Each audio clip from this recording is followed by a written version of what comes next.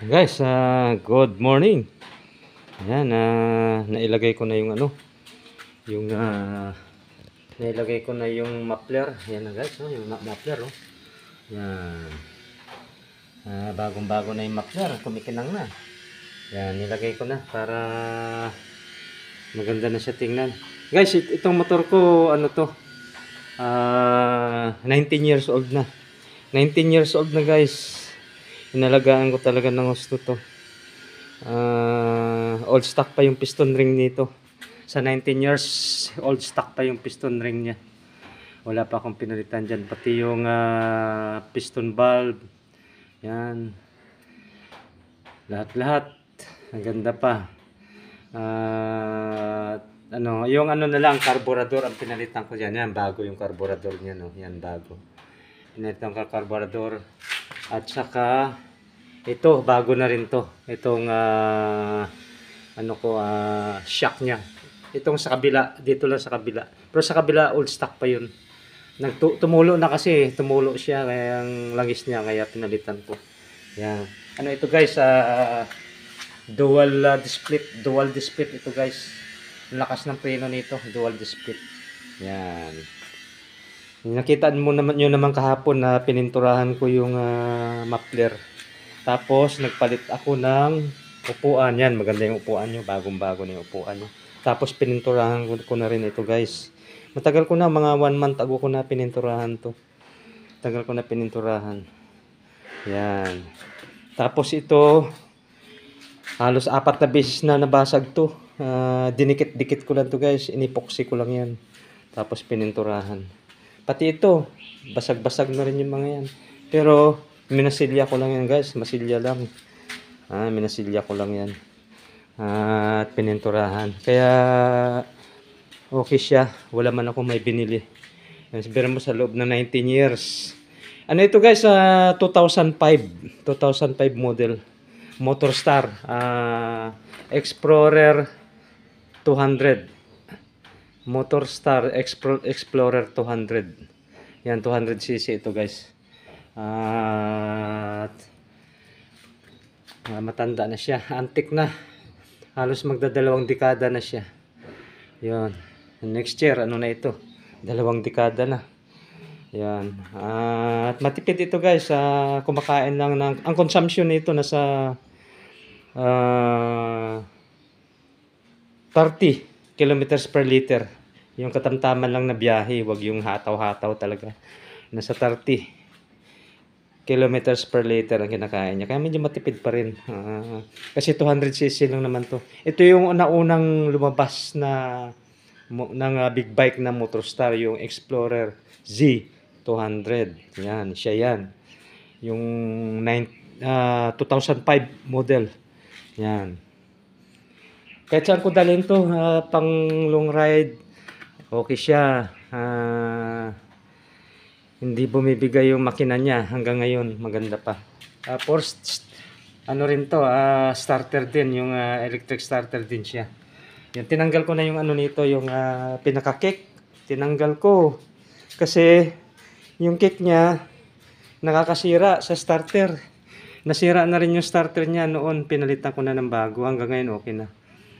Isang palit lang ako. Yung niya ito, yung kick niya tinanggal ko kasi hindi siya maganda. Yan, ang minomonitor ko na lang yung starter kung gumagana at saka yung battery.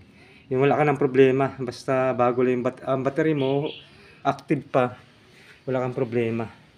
Lakas mag-start. Yan.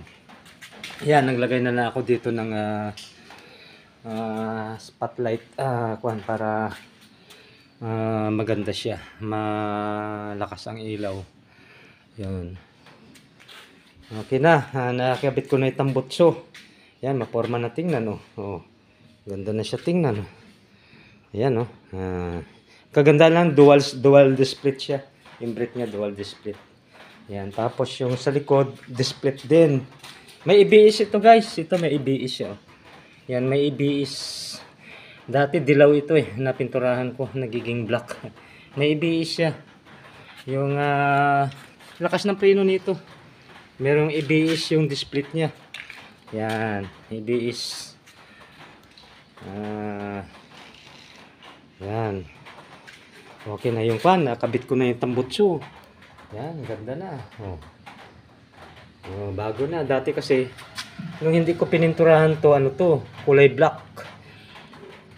Yung isang ganito ko, yung second hand. Ito second hand na ito eh. Hindi na to old stock. Second hand na to binili ko. Tapos, ano ko lang, inayos ko lang, pinaganda ko lang yung loob nito.